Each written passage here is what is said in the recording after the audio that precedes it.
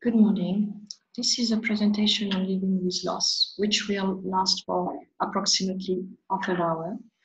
I'd like to thank Forest Home Charity for supporting this project. If you are watching this presentation, I just want to explain that it might actually be quite difficult if you are on your own. You might not be able to have someone with you. So you're welcome to call the counseling service if you felt distress after watching the presentation. Of course, we're working from Monday to Friday. We are not here at the weekend. So if you could maybe have someone to talk to, that if you felt that this is actually bringing up a lot of difficult emotions, that's something that we will recommend. We haven't done this type of presentation before online, so it's something new. We usually do it with an audience, so it might feel a bit more dry than it would when you are part of a group of people. Usually, when we deliver in the Forest Home Hospice with a Forest Home Charity, we have quite a few people around to support you as we deliver the presentation, and we offer tea and coffee. So hopefully when this lockdown is resumed, you might be able to come and still look at this presentation or come and join us for the presentation with a lot more support. So my name is Dania Moussalli. I've been into bereavement counseling now for 7 years, but I also work with a patient and their family. This is within Forest Home Hospice and Pool Hospital within the oncology department and with people with terminal illness. I've been working for over 15 years now in counseling with children, young people, couples and families. So the aim of this presentation is to explain what you might find, why you might find counseling helpful, beneficial. I will talk about a couple of stories of clients. We usually, again, when we do this presentation in Forest Home, we have people who come and talk about their experience. I will explain some theory about the bereavement, because one of my, it's whatever happened when I see a bereaved client is whatever you're going through is normal. And so I say there are 3 things that you're going to remember from this is, like I said, whatever you're going through is normal. There is no right or wrong way to grieve. Very much depend on your support network and on your life experience, but I'll go through this a bit more as we go through the presentation. And also we will have some strategy and tools to help you to deal with the grieving process. So by the end of this presentation, you should have a better understanding of the grieving process. There will be resources to help you. And also you will know when you might need to contact the counseling service. So we'll start with a couple of stories. And the first one is with Maggie. I mean, I've changed the name, but when Maggie came to counseling, she was very distressed, felt very guilty, had regrets because she'd been caring for her husband for quite some time and felt that she hadn't maybe done enough, she could have done more. And so again, we try to normalize this process because, with hindsight, you can look back and think, oh, I could have done this. So the reality is that you have to remember that you've done your best. Also, Maggie had a very good family support, and you could call them and they'll spend time with them at the weekend. And so for her, the grieving process was what we call quite normal. It's painful, it takes time.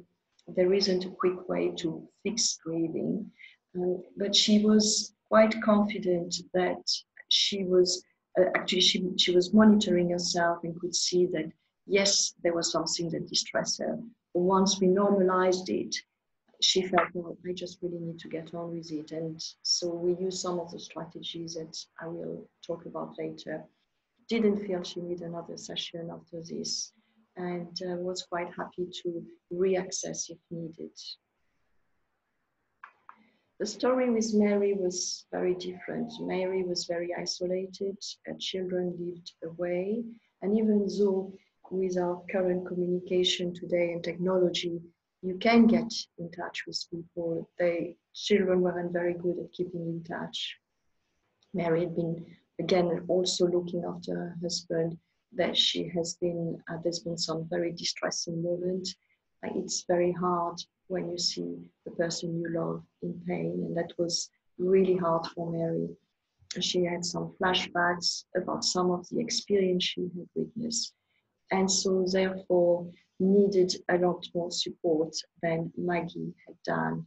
And because also she was alone and was finding evenings difficult, there is also, I think when Mary, that's right, Mary, when her husband died, it was just before the winter, so then she was facing all the lonely evenings, dark nights, and it does make a difference when the spring comes and the days are longer as well to the grieving process, because people can go out. And, so two different stories. Mary was in counselling for some time and also had joined our bereavement group, which I will talk about later.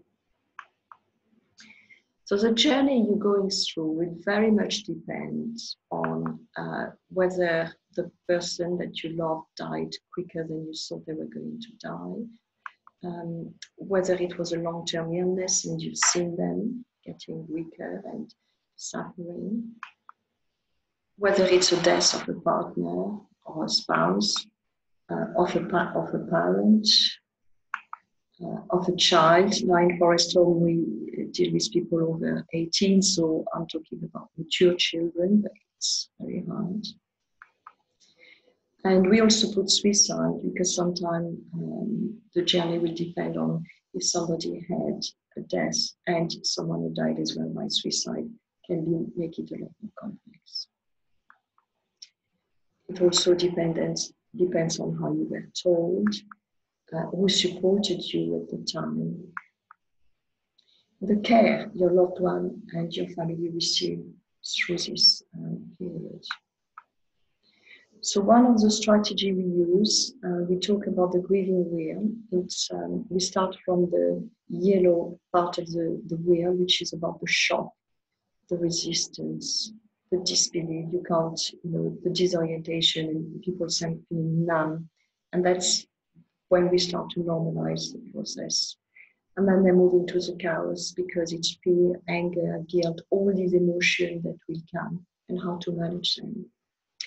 We then go into new beginnings, which means that you might have more energy. You might start to be able to look a little bit ahead. You might have renewed hope. And then eventually then you go through life as usual. You start to settle back into a routine and what is familiar.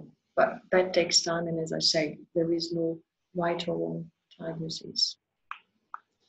We also speak about the stages of grief. So like with the grieving wheel, it's a shock and the numbness at first. And denial is a very good one as well, because people sometimes just can't believe it has happened.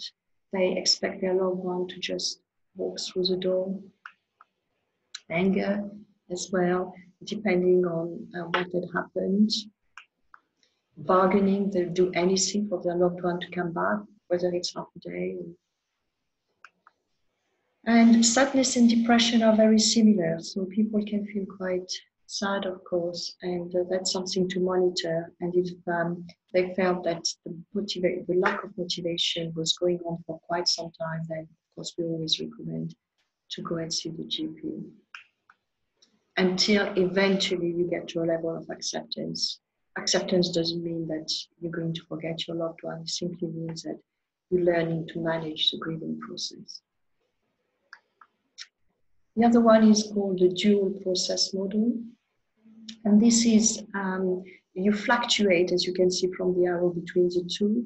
So at some time, you are more into the loss-oriented grief work, intrusion of grief. At other time, you are attending to life changes, you're doing new things, you're distracting yourself from the grieving process. So it's something that you fluctuate. And we will talk about identity, new role. We've spoken a little bit about the denial and the avoidance. And we'll talk a bit more about this as well.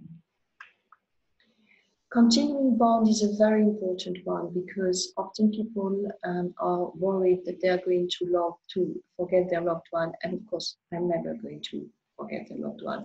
They will always be with them. And sometimes in groups, people say, I felt very guilty because I had a good evening, or I laughed and I shouldn't be laughing. And so it is perception that you might forget and you won't. So continuing bond, they've done a lot of research on this. And I said, your loved one will always be with you. You'll think about them right through your life. So that's a very important part of the grieving process. The feelings that people will experience, of course, feeling very lonely because nobody can possibly know what you're going through. You might have low mood, which again, we spoke about the sadness and depression, which is very normal, lack of motivation. Anger, again, depending on what has happened, how it happened. Guilt and regret, and I spoke a little bit about it in the story with Maggie. Injustice. I mean, this is just not fair. More feelings about, sometimes people can become quite reflective. Well, why am I, where am I now? We will speak about identity as well, but you think about where I go from here. And envy is a common one, and people sometimes can feel guilty to feel envy, which is very normal. They might go for a walk and see people holding hands and feel that, oh, should I be feeling like this? I've never felt this before, but that's quite normal. And even more so when there are some family events where you might be on your own and you're suffering for yourself, being there without your loved one, but also for the person that is not there to share these family events. Sometimes you can have relief because if your loved one was in pain or he had a brain cancer, for example, we can sometimes change a little bit their personality, then you might feel relieved that they're not suffering anymore. That's a very normal feeling. So I've got some shared quotes from clients that are happy for me to share them. So the first one is from Samantha. She said, anger and upset were the main emotion I experienced, but after a few months, it was relief. Relief that they were no longer in pain. This is anonymous, and at first I felt no emotion. I couldn't cry, I felt numb. Julie, I thought I had a chance to get my head around the fact that my mom was dying. How wrong was I? So regret for me. Sue, my first feeling was relief for my husband, but over time I felt angry that he suffered so much and the sadness that I didn't say the things I wanted to say. Louise, firstly relief that he was no longer suffering, followed by immense sadness and overwhelming sense of loss. Carrie, regret, heartbroken, which I had done more for my mum. Sharon, I felt physical pain in my chest, complete numbness and sadness and loneliness. I've also suffered from so much guilt, thinking I wasn't a good enough daughter.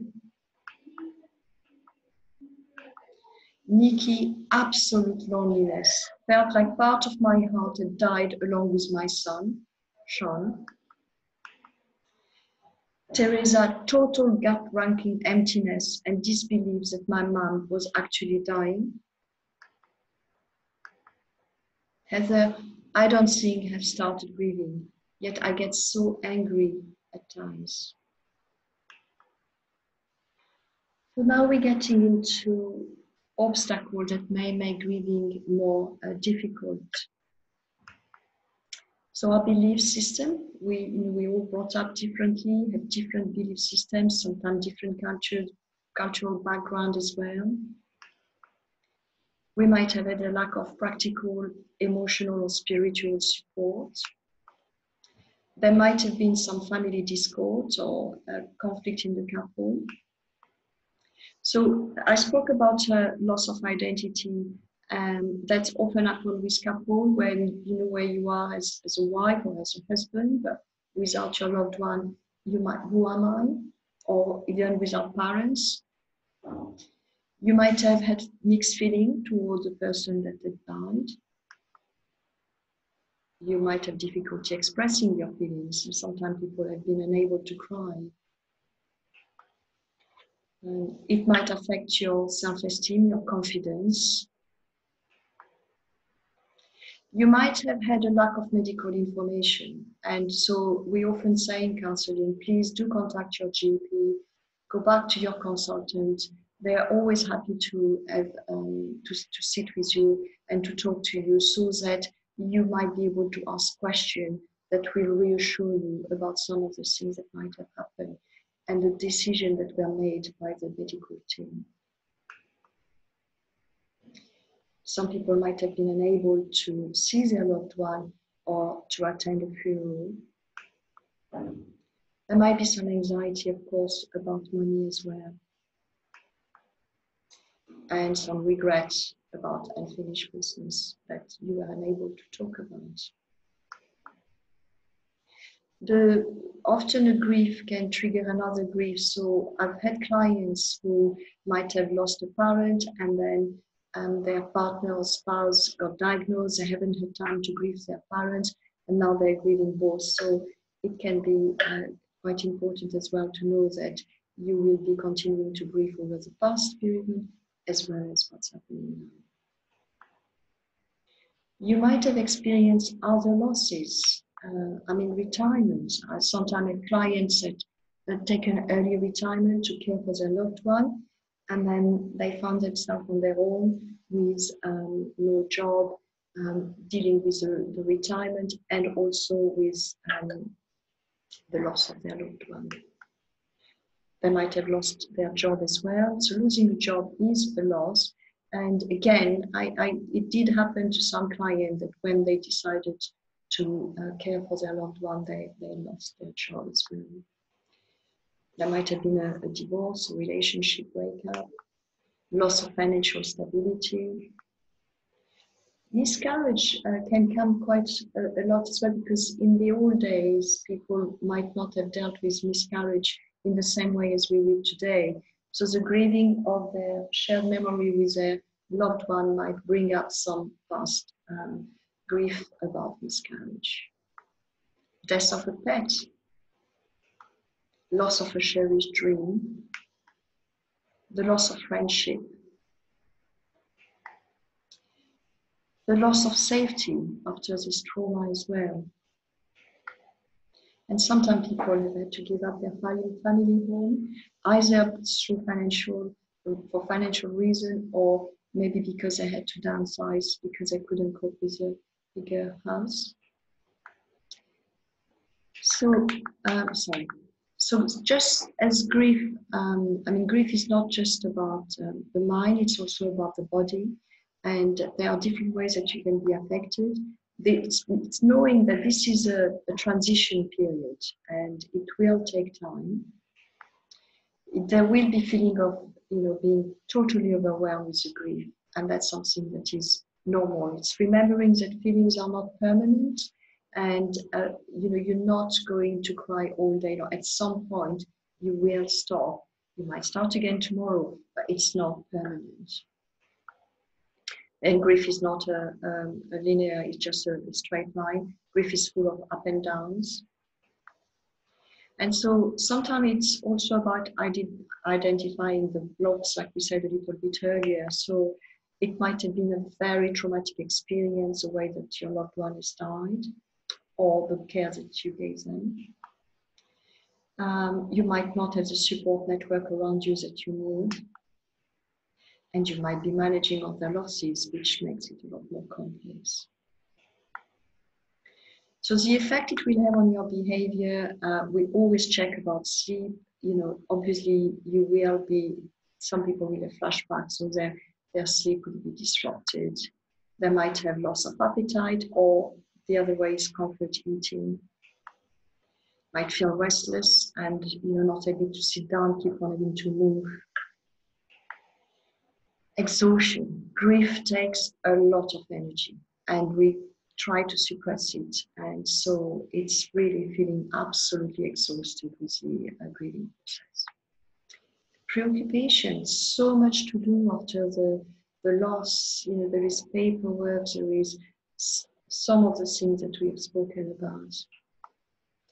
There will be anxiety and panic. Sometimes people will overuse drugs and alcohol to cope with the feelings. So the physical sensation, so sometimes people feel sick, this fullness in the stomach, which again is very normal. Tightness in the chest and in the throat. People feel that they can't talk, they're choking. And sometimes it's because they can't cry and they're trying to hold on not crying. Oversensitivity to noise. It's something that I hear as well. You know, sometimes people say, you know, I might have gone into the Dolphin Center and the light, the noise, I just can't bear. All I wanted to go home. And again, like I was saying, it's quite common where people want to be home because they feel safer at home. But then when they're at home and they feel restless, they want to be out. And that's just because very unsettled. Restlessness, feeling short of breath. So panic attack again, it's, you know, you feel like you just can't breathe. So we often go through some breathing exercise or grounding exercise. Weakness in the muscles as well. Lack of energy. Dry mouth. So then we go into bad day, good days exercise. And this is something where sometimes, you know, you can do it when you have a good day, when you have a bad day. So, you know, clients say, well, when I have a bad day, I get a headache, I can't stop crying, I think of him, her all day. I feel overwhelmed by the pain, I feel tired, I miss her or him so much, long to touch him or her. Don't want to go, I can't believe it has happened. When they have a good day, they can think about other things, do some housework, do the garden, sort things out, try to think more positively. They might go shopping, meet friends, can think about him or her without crying. This is something I often, you know, I haven't cried all day yesterday. Can think about what she or he might want me to do and think about plans to make for the future. Special days or anniversary, that can be quite difficult, and the anticipation to a date can be quite much worse than when it actually happened. So sometimes people like to plan what they are going to do to mark that occasion. And that's a way of dealing with it rather than just waiting for the day to arrive. But it's very normal that the anticipations can be quite stressful and hard. Helping your partner or family through grief, so that's some little strategy. Now, first of all, the strongest family can be rocked by bereavement. Now, it's important to remember that there is no right or wrong way to cope with grief, and we are all different. Try to make time to share your feelings. Help and encourage each other to keep as many routines going as possible. Encourage each other to take time for yourself. And we always say it may be best not to make any major decisions for at least 12 months. Allow yourself to be upset or angry together without feeling that one of you must leave the other.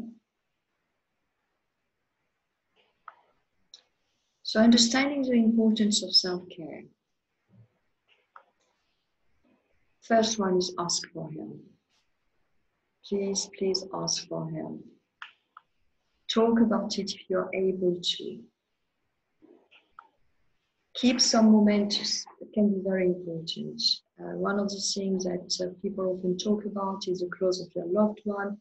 Don't rush anything. Take your time. When you're ready, you will do it.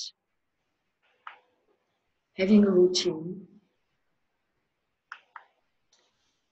Get some exercise. That's very important. I mean, I know that it makes a big difference when people are able to get some exercise. Listen to music. Join a choir. That is a very popular one, and I get very good feedback from clients that have been able to join a choir. Trust yourself that you will be able to manage what's happening to you, even though you might feel overwhelmed. And just be compassionate and easy, go very easy on yourself, be gentle. Express yourself in another way. We usually have somebody called David, I'm sure you won't mind me mentioning him, who has done a little booklet which is available in Forest Home Hospice about his life with his wife and the experience that they shared and what happened. And he has found this extremely therapeutic. So writing, painting, drawing, gardening, anything that is going to help you to express how you are feeling. So the next steps, I mean, of course, social activity are currently on hold, but there is a pop-in. If your loved one has died in Forest Home, you can access the pop-in through the nurses in the hospice.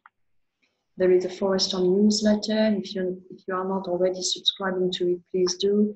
There are some very good information about activities and things that Forest Home has done. Coffee morning, again, checks with the Forest Home newsletter, but that's when this can be resumed. And again, tappers as well, they've got a leaflet that you can get online. So if you log on to tappers website, and they offer free lunches and activity. They also talk about groups online, so you might, and forums that you can attend with regard to bereavement. CRUSE HELPLINE, this is a free number, 0808 808 1677. And they will signpost you to local branches. They will help you with financial matters. They will offer other support through suicide as well, if you have experienced this. They will offer telephone bereavement support conversation for an hour or more. They can help you with any form of bereavement. And so more next step. So there is a bereavement support. So there is a therapeutic bereavement group. It's currently on hold. This is through the counselling service. There is a counselling service, of course, 01202 44 8514. So if you feel distressed about having watched this presentation, please do call us. The chaplaincy are very, very good and very supportive. Of course, you've got the doctor's surgery. Forest Home Hospice as well. They've got good information on their website, so do log on to their website. And I was talking about tappers and their bereavement support.